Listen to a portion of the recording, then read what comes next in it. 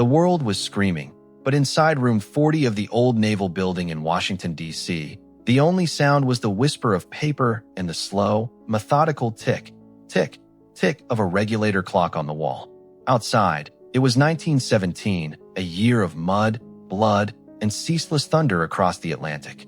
But in here, it was a perpetual, quiet twilight, smelled of dust, stale coffee, and the faint, metallic tang of nerves.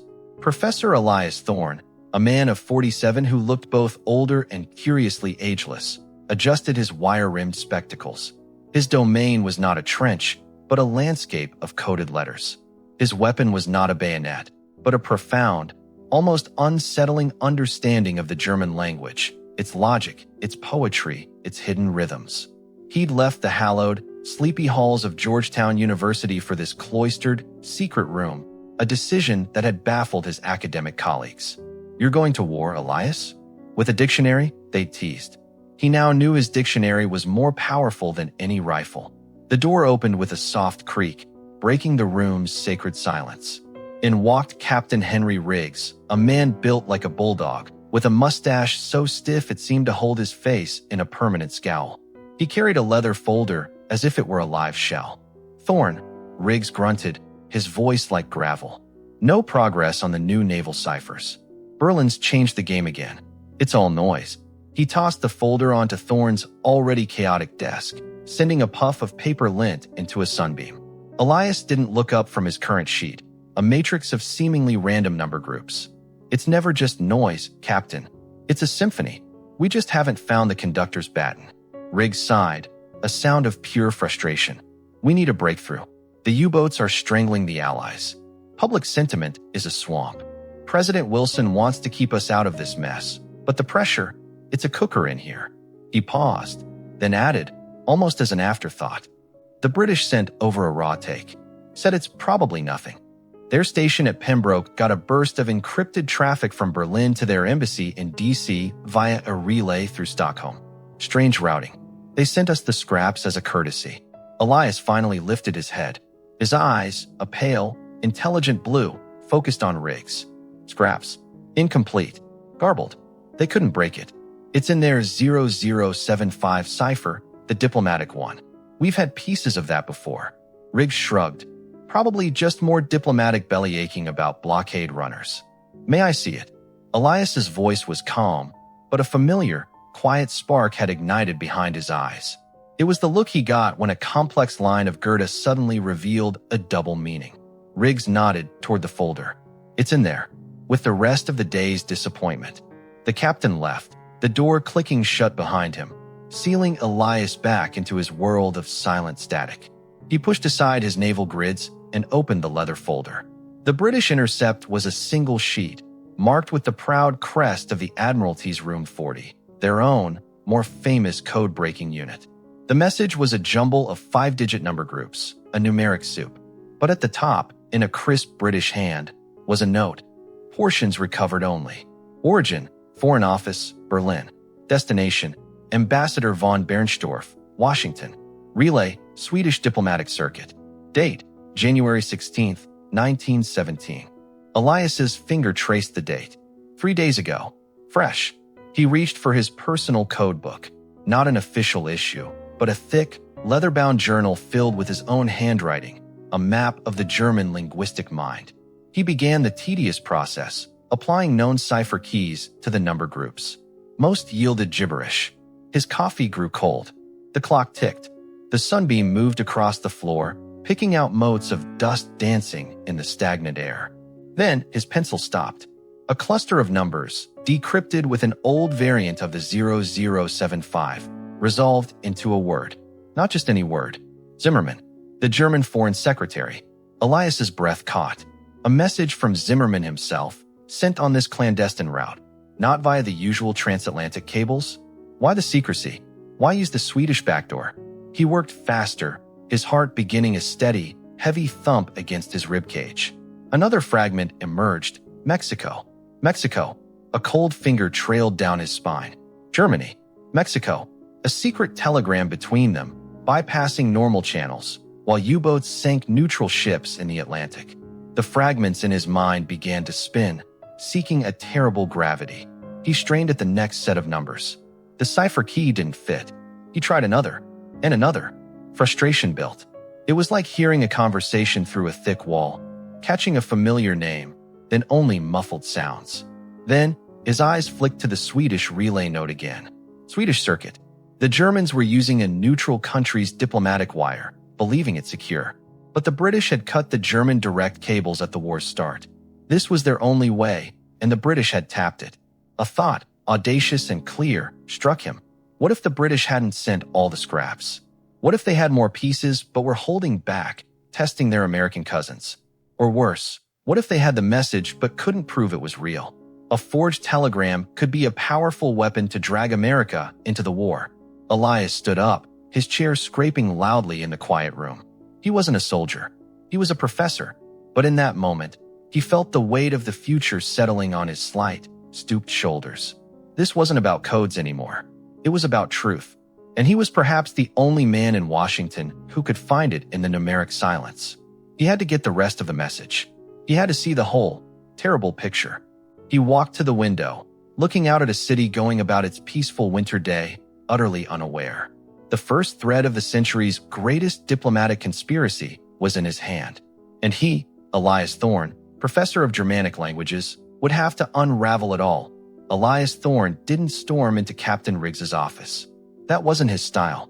Instead, he moved through the hushed corridors of the Naval Intelligence Wing like a shadow, the single sheet of paper with the words Zimmerman and Mexico feeling like it was burning a hole in his palm. He found Riggs staring at a large map of the Atlantic, dotted with tiny black flags representing U-boat kills. The captain didn't turn around. Thorne, if you've come to complain about the coffee, I already know. It tastes like boiled socks. Captain, Elias began, his voice low but urgent. This British intercept. It's not nothing. Riggs turned, his brow furrowed. You cracked more of it? Not cracked. Recognized. Elias laid the paper on the map, right over the coast of Florida. Arthur Zimmerman, the German foreign secretary. He's sending a top-secret cable to his ambassador here, via Stockholm, about Mexico. What? Riggs's eyes narrowed. Mexico? That's a backwater in this war. All they've got is oil, dust, and bandits. Exactly. Oil. And a very long, very undefended border with the United States. Elias let the implication hang in the air. The captain's face went through a series of small, muscular twitches. He understood implications. He walked to his desk, picked up a heavy black telephone. Get me on the secure line to the British Embassy. Naval Attaché's office. Now, while Riggs grunted into the phone, Elias's mind raced. He saw the code not as numbers, but as a skeletal structure.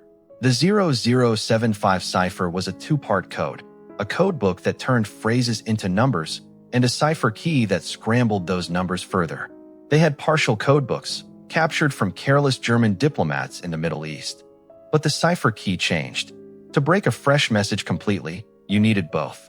The British had to have more. They had to. Riggs hung up.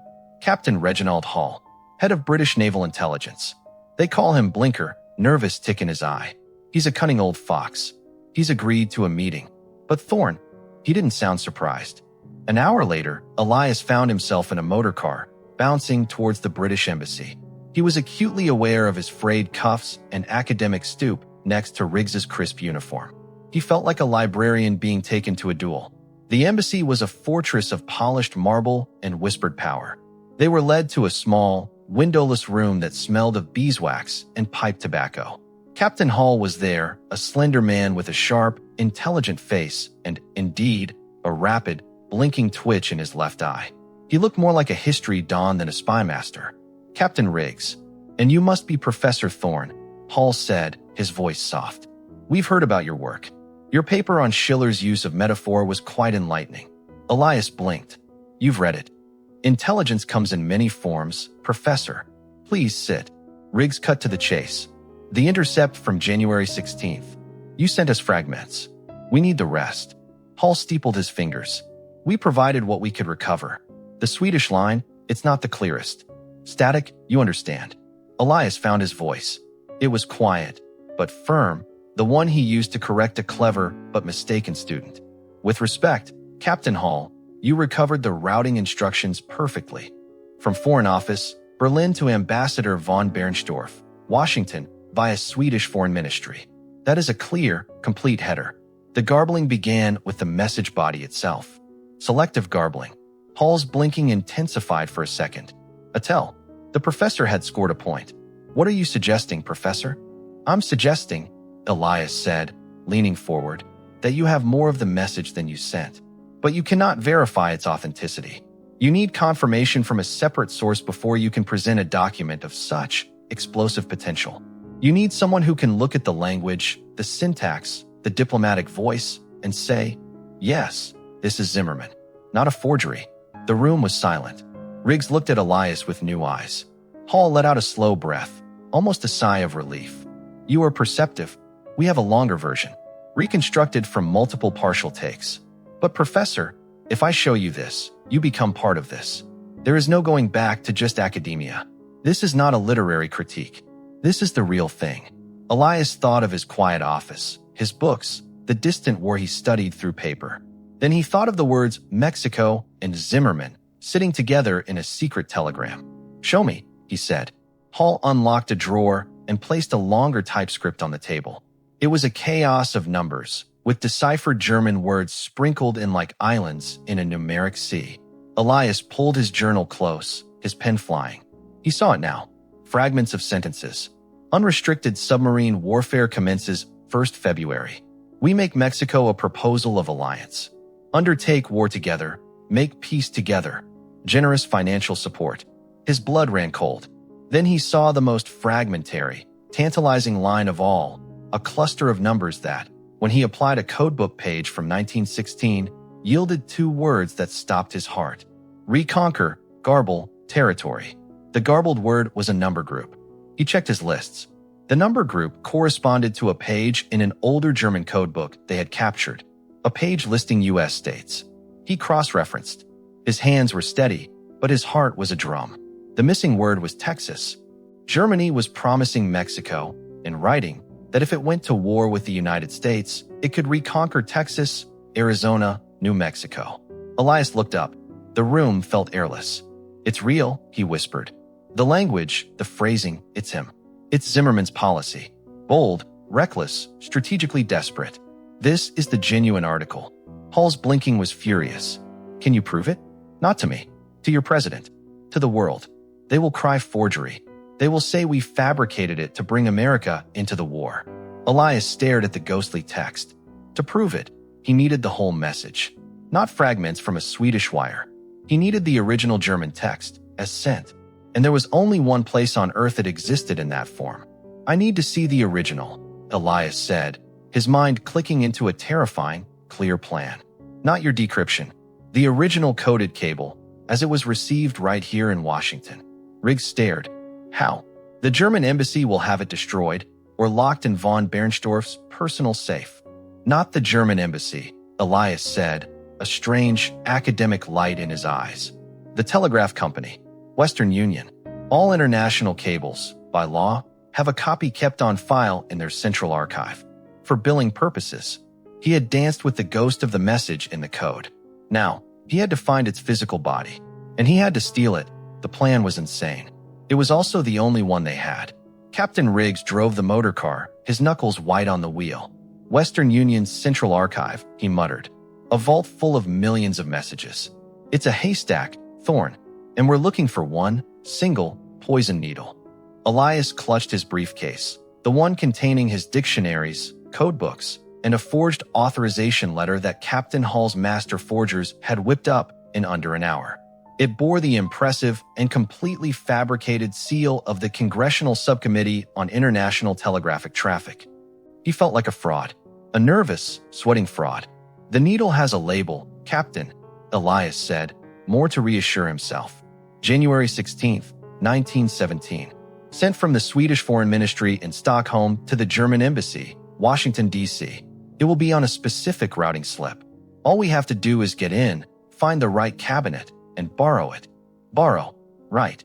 Riggs pulled the car around the back of a massive, sootstone building. This was the back end of communications, the guts of the city. No marble here, just brick, steam from grates, and the constant, low hum of electricity. They were met by a narrow-faced, anxious man named Fletcher, the archive supervisor. Hall's network had encouraged his cooperation. His eyes darted everywhere. "Gentlemen, the subcommittee authorization, very unusual. We normally require weeks of notice." Riggs thrust the forged letter under his nose. "National security, Mr. Fletcher. The war. We don't have weeks." Fletcher flinched, swallowing hard. Of course. Follow me." He led them through a maze of clattering offices, down a wrought iron staircase, and into the basement. The air changed. It became cool, dry, and carried the faint, sad scent of old paper and ozone. Before them stretched a cavernous room, illuminated by harsh, hanging electric bulbs. It was a catacomb. Endless rows of floor-to-ceiling metal shelves held thousands of gray cardboard boxes, each labeled with dates and routing codes.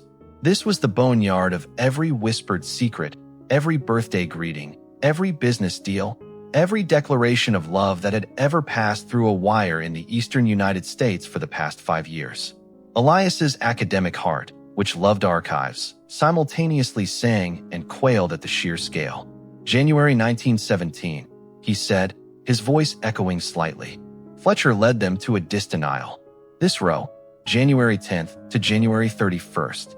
Inbound international diplomatic traffic is filed by date of receipt, then by point of origin." He pointed a trembling finger. "Stockholm traffic should be in those boxes there. I'll be at my desk if you need me." He scurried away, desperate to be free of them. Riggs looked at the wall of identical boxes. "All right, Professor, time to dig." For 2 hours, they worked in silence, broken only by the rustle of paper and Riggs's occasional grunt of frustration. They pulled down boxes, their contents a mesmerizing stream of human communication, pleas for money, dry diplomatic acknowledgments, shipping manifests. The sheer mundanity of it was oppressive. Where was the message that could change history? Elias's back ached. His glasses slid down his nose. Doubt crept in. What if the copy was misfiled? What if it had already been purged? What if this was all a wild goose chase, and he was just a fool chasing phantoms? Then, his fingers brushed against a different paper. It was a flimsy, yellow telegraph form, the kind used for inter-office routing. At the top, stamped in purple ink, received, W. Washington, D.C., January 17, 1917, 9:14. And the routing line, via Swedish FM Stockholm, to German Embassy, Wash, D.C. His breath hitched. "Captain." Riggs was at his side in an instant. The form was clipped to the front of a sheaf of papers. And there, on the first page, was not text, but a solid block of typed, 5-digit number groups. Row upon row of them. Clean. Perfect. Untouched by static or garble. The original coded message. "It's here," Elias whispered, the words reverent. But as he went to lift the sheaf, a large, meaty hand clamped down on the box. A different hand. Not Riggs's. Elias looked up. A man in a dark, expensive overcoat stood there. He had a broad, impassive face and eyes the color of slate. He didn't look like an archivist. "Gentlemen," the man said in a smooth, accentless voice.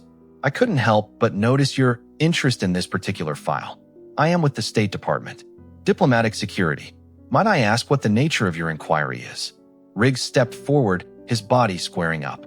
"Congressional subcommittee. Classified. Step aside." The man didn't move. His smile was thin.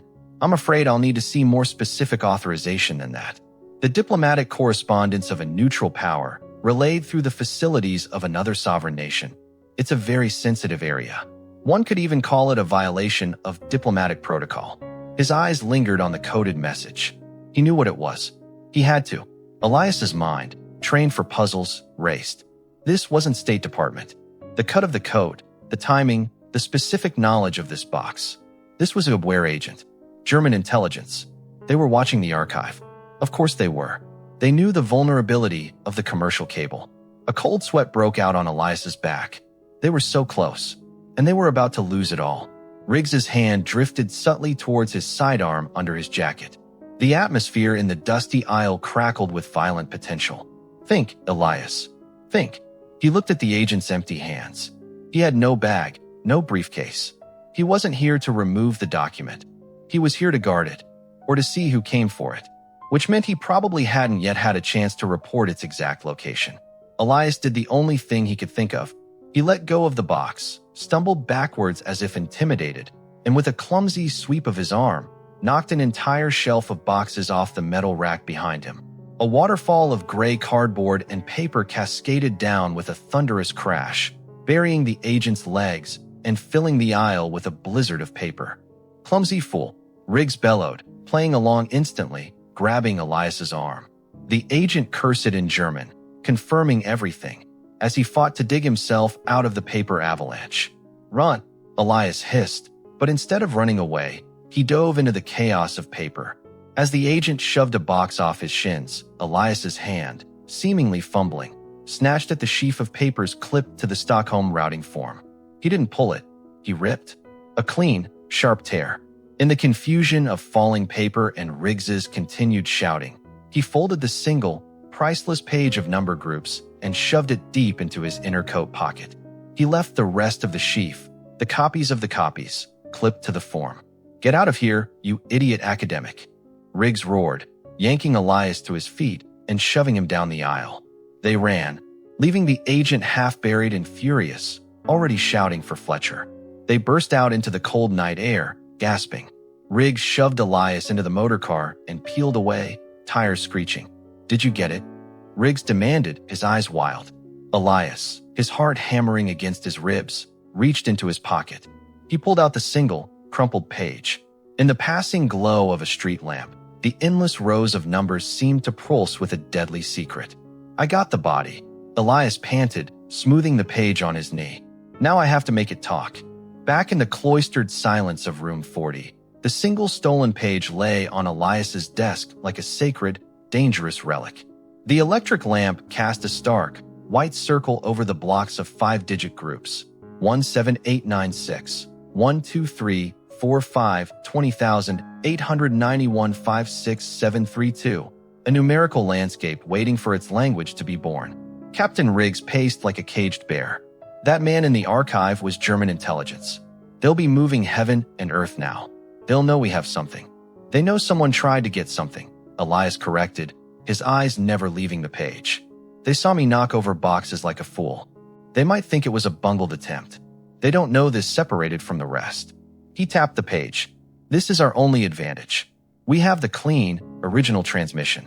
No British edits, no Swedish static. The pure code. So read it." Riggs imploded. "It's not reading, Captain. It's reconstruction. It's archaeology." Elias opened his personal journal and the worn, captured German codebooks. The 0075 code is a two-lock system. The first lock, a codebook that turns a word or phrase into a 4-digit number. War might be 1234. Alliance might be 5678. Okay, and the second lock, the cipher key, a random, added number sequence to scramble the code numbers. So if the codebook says war is 1234 and today's cipher key starts with 5555, you add them. 1234 plus 5,555 equals 6,789. That is the number you transmit. Riggs's face fell. "So we need the daily cipher key, which we don't have. We have pieces of the old keys. And we have the structure of the German diplomatic mind." Elias's pencil began to fly. "Look, here, this cluster, 17896. And later, 17845. Similar. Probably the same codebook number, but with a different cipher add-on. And here, the number 12,345 appears 3 times in the first 20 groups. In diplomatic German, what word is that common?" Riggs shrugged, helpless. "Stop. Pause. The word, the, or and, common glue words." Elias worked with a quiet, intense fervor. He was no longer in a Washington office. He was inside the mind of the German cipher clerk, feeling for the rhythm of the message. He used the fragments from the British as a guide: Zimmerman, Mexico, unrestricted submarine warfare, and anchored them to numbers in his stolen text. It was a colossal puzzle. Hours bled away. Riggs brought coffee that grew cold. The regulator clock ticked past midnight, into the small, hollow hours where the world seems asleep. Elias's vision blurred. Numbers danced behind his eyelids. Then, a breakthrough. a sequence he'd seen in an old Austro-Hungarian dispatch, 20891, which he knew from prior work often stood for "we propose." He found it in the text. Then, using the mathematical relationship between that and a nearby number, he reverse-engineered a slice of the cipher key for that day. It was like finding a single correct piece in a 10,000-piece jigsaw, but it gave him the shape of the pieces around it. Slowly, painstakingly, the numbers began to bleed meaning. German words emerged on his notepad, islands in a sea of gaps. U-boat warfare commences 1st February. Endeavor to keep USA neutral. If this not succeeds, we make Mexico proposal of alliance. Riggs was leaning over his shoulder now, breathing heavily. My God, Elias worked faster, the skeleton of the message fleshing out. The promise of financial support. The instruction to the ambassador to inform the Mexican president secretly. The suggestion that Mexico should mediate between Germany and Japan. Japan, another shocking twist. And then, the line they had feared. The numbers resolved, clear and chilling. And it is understood that Mexico is to reconquer the formerly lost territory in Texas, New Mexico, and Arizona. The room was silent. The hum of the electric light seemed deafening. There it was, in black and white, translated from numbers back into the language he had studied for love, now a vehicle for unthinkable treachery. They're offering our country to Mexico, Riggs said, his voice a low growl of pure fury. They're carving up the United States on a telegraph form. But Elias was frowning. It's not enough. Not enough? Thorne, it's a declaration of war. It's our translation, Elias said, looking up, his face etched with exhaustion and profound worry. From our numbers, using our logic. The Germans will deny it. They'll say we fabricated it. They'll say the British forged it and we're parroting their lies. We need irrefutable proof that this came from them. We have the original Western Union copy, which we stole in a paper avalanche. A copy anyone could have typed. No, we need a confession. From the inside. A wild, impossible idea was forming. It hinged on a single, tiny detail in the code. He pointed to a line near the very top of his translation. See this? The preamble. It's standard diplomatic format. It gives the internal routing within the German Foreign Office. It says to Embassy Washington, NR 1, via Stockholm, NR 2. That NR 1 and NR 2. Those are internal German file numbers. They mean nothing to anyone else. They're bureaucratic DNA. Riggs's eyes narrowed. So, Elias said, a flicker of his old academic cunning in his eyes. If we had the German original, the one in their embassy's safe, the one with the exact same file numbers handwritten in the margin by some clerk in Berlin, and it matched our reconstruction, then the game is over, Riggs finished. It's authentic beyond doubt. But how in blazes do we get the paper from inside the German embassy? It's a fortress. Von Bernstorff sleeps with that safe. Elias leaned back. He wasn't a field agent. He was a professor, but he understood systems and vanity and human error. We don't steal it, Elias said softly. We make them give it to us. Riggs stared at him as if he'd gone mad. The ambassador, Johann von Bernstorff, he's an aristocrat, a diplomat of the old school. Proud. He believes in protocol, in the sanctity of his mission. Elias's mind was connecting dots at a terrifying speed. He received this cable. He would have decoded it himself, using the official codebook in his safe. He would have written that decoded text, the plain German words, on a piece of his own embassy stationery. That is the document we need. The clear texted. And you think he'll just hand it over if we ask nicely? No, Elias said. But he might hand it to someone he trusts. Someone he's complaining to about this entire messy situation. He looked at Riggs. We need to find the person in Washington von Bernstorff talks to. Not a spy. A friend. A confidant. Someone who can get invited in for a brandy and a lament. Riggs's scowl deepened, then suddenly cleared. A grim, understanding smile touched his lips. A go-between. A neutral. Someone who moves in those circles. He snapped his fingers. I know a man. A journalist. Swiss. He plays tennis with half the diplomatic corps. He's a ghost. Everyone tells him things because he's from nowhere and seems harmless. Can he get close to von Bernstorff? Now. Today. If the price is right and the story is big enough, he can get close to the devil. Riggs was already reaching for his coat. You've translated the weapon, Thorn. Now I have to find the man who can load it. Elias looked back at the decoded message on his desk. It was no longer just text. It was a live wire, crackling with the power to tip the world. And they were about to grab it with bare hands. The man's name was Emil Graf. He wasn't a spy. He was a correspondent for a Zurich newspaper, a man with a pleasantly forgettable face, excellent manners, and a genius for listening. He sat in Captain Riggs's office, sipping water, while Elias laid out the situation with a professor's calm clarity. We need the clear text, Elias finished. The German-language version, handwritten or typed, on German embassy stationery, that resides in Ambassador von Bernstorff's possession. The one he decoded from the original numeric cable. Graf set his glass down precisely. You are asking me to get the ambassador to show me, or give me, the single most incendiary document in North America. A document that, if revealed, would make Germany the villain of the world and guarantee American entry into the war. His tone was neutral, observational. Yes, Riggs grunted. Graf smiled faintly. He is not a fool. He is, however, under immense strain. The unrestricted submarine warfare is to begin in days. He knows it will cause a crisis. He is a man who sees himself as a peacemaker trapped in a warmaker's machine. He is melancholic and proud. He believes if the Americans just understood Germany's position, they would be reasonable. Elias saw the opening. Then let's use that pride. The rumor is out. The archive was compromised. He will know something is in the wind. What if you go to him not as a thief, but as a concerned friend, a neutral ear? You tell him you've heard whispers, wild whispers, that the British are forging a telegram in his name about Mexico and Texas. You say it's a dirty trick to smear him personally and destroy his diplomatic standing. Graf's eyes lit with understanding. I appeal to his outrage, to his sense of honor.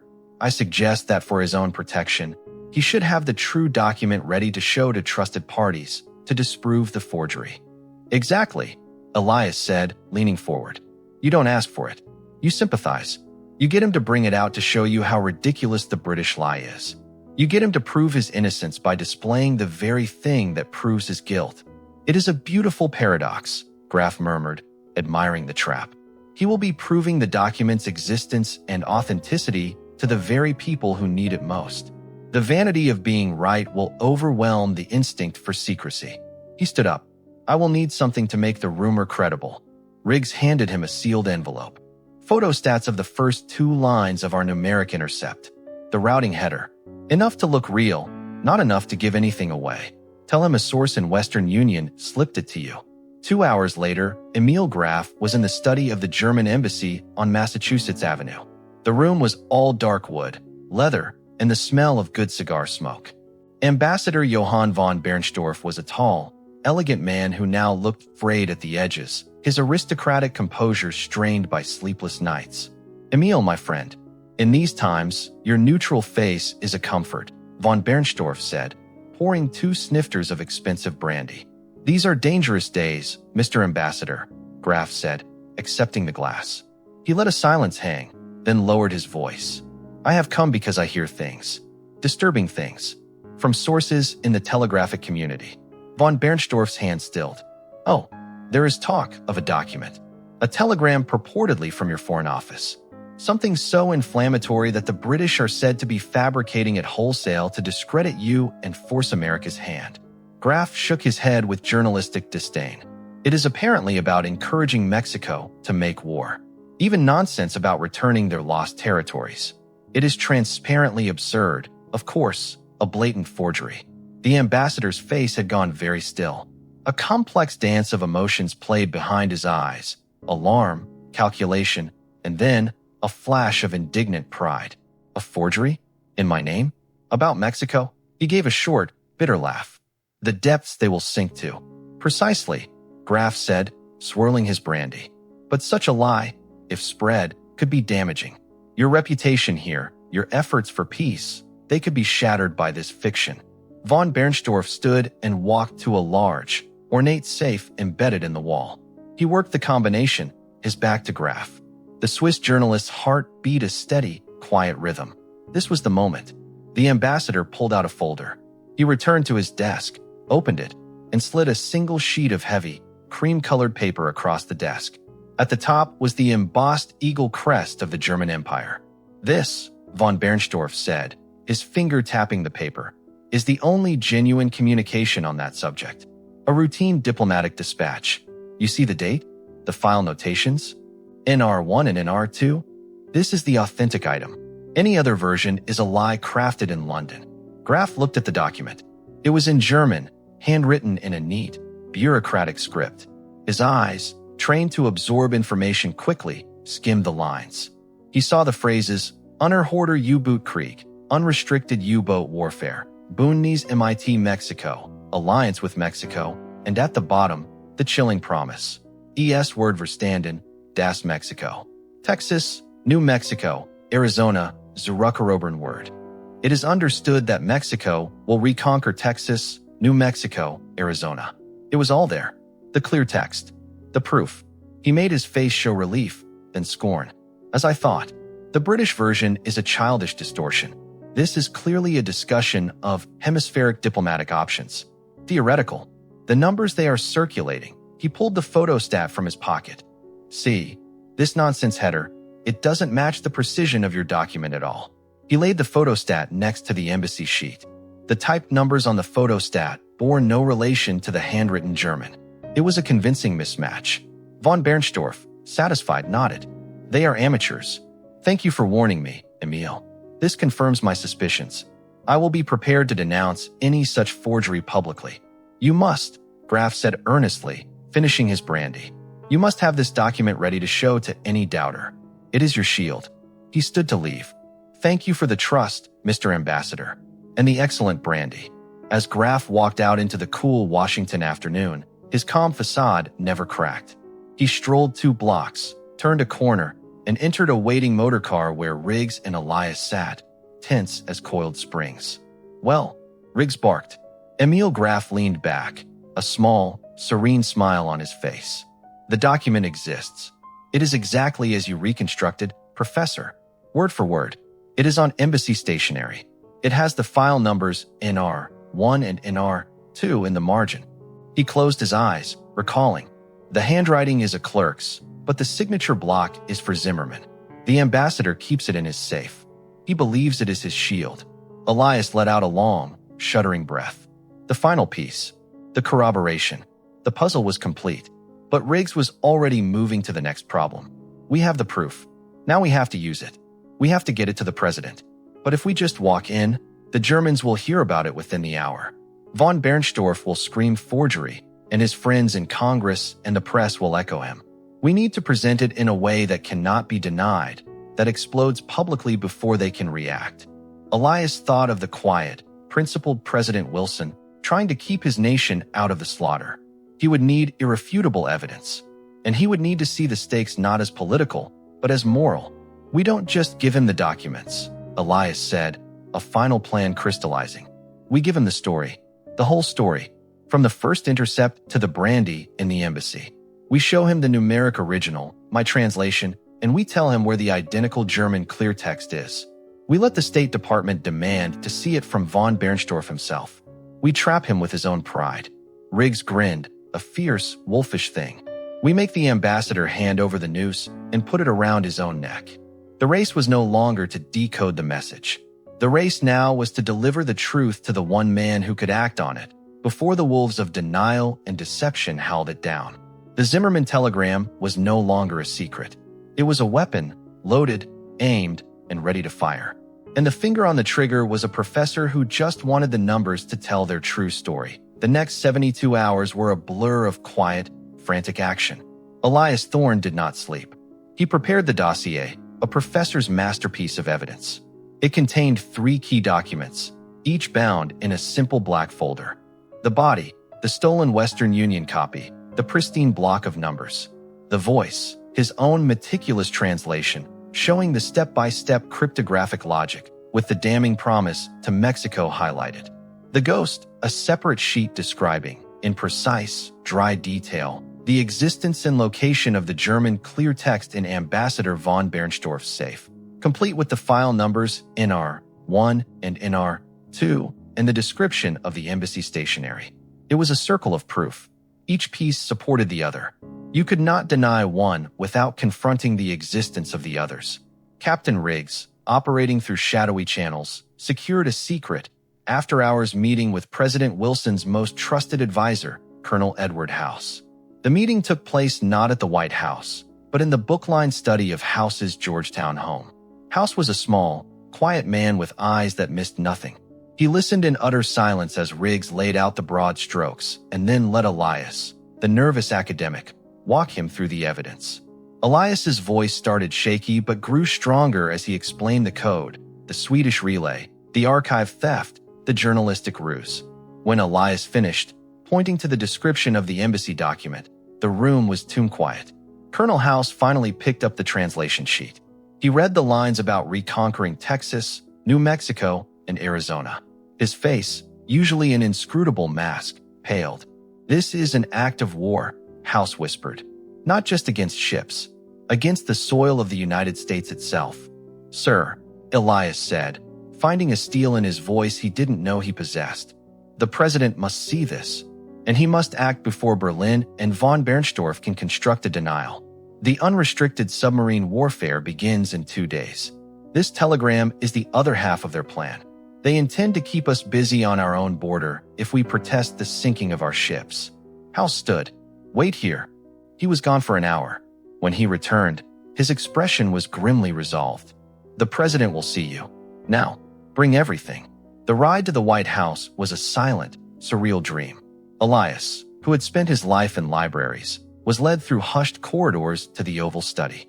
President Woodrow Wilson sat by the fire, looking weary, the weight of a bleeding world on his thin shoulders. He was a moralist, an idealist, a man who hated the very thought of war.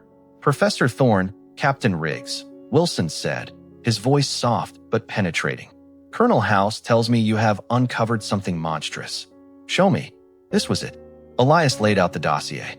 He didn't speak of ciphers or archives this time. He spoke of intent, of a foreign power, in secret, conspiring to dismember the United States. He showed the president the cold, numerical truth of it, then the brutal clarity of the translation. Wilson read and reread. His hand, holding the paper, began to tremble, not with fear, but with a slow, building fury. When he reached the line about the lost territories, he closed his eyes for a long moment. "When I was a boy," the president said, his voice thick with emotion, "I heard stories of the Alamo, of the fight for Texas, that they would dare, that they would barter with American land as if it were coin." He opened his eyes, and they were blazing with a righteous fire. "This is not merely an unfriendly act. This is a hostile act. This changes everything." He looked at Elias. "You are certain, beyond any academic doubt." "Beyond any doubt, Mr. President," Elias said. "The proof is not just here. It is in the German embassy's safe. The same file numbers, the same text. We can force them to produce it and watch them be destroyed by their own words." Wilson nodded. A terrible, peaceful certainty had settled over him. The agonizing ambiguity of neutrality was shattered. "Then we shall use it. We shall publish it. We shall let the American people see the threat that has been woven against them in secret." The release was orchestrated with devastating precision. On March 1st, 1917, the story exploded. It wasn't leaked. It was launched like a thunderbolt. The front page of every major newspaper carried the full text of the Zimmermann telegram. But more importantly, the State Department publicly announced it had the evidence and challenged the German embassy to deny it. The reaction was instantaneous, volcanic. Public outrage swept the nation, unifying a divided country. The pacifists were stunned into silence. The war hawks had their smoking gun. In the German embassy, von Bernstorff was caught in a trap of his own making. Denying it was impossible, the internal file numbers matched. He was recalled in disgrace. Berlin, in a panic, first claimed forgery, then blamed a rogue official. But the lies crumbled against the solid, unassailable architecture of Elias's proof. The numbers did not lie. On April 2nd, 1917, President Wilson stood before Congress. "The world must be made safe for democracy," he declared. His speech cited the Zimmermann telegram as the final, irrefutable evidence of Germany's hostile intent. 4 days later, the United States declared war on the German Empire. Epilogue: The Quiet Man. The war roared on, louder and more terrible than ever. But in room 40, the quiet returned. Elias Thorne remained at his desk. There were no medals, no parades for him. His war had been a silent one, fought and won in a room that smelled of dust and desperation. Captain Riggs was transferred to a field command with a handshake that said more than any speech. One afternoon, a plain envelope arrived on Elias's desk.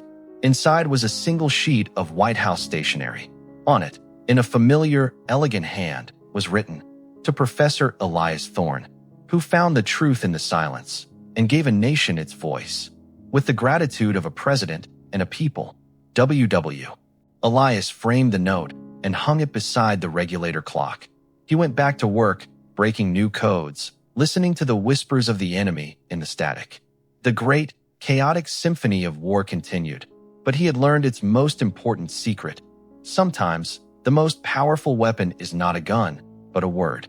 And the most dangerous man is not the one shouting orders, but the one, quiet soul in a back room, listening. He adjusted his spectacles, picked up his pencil, and turned to the next sheet of numbers, ready to listen again. The end.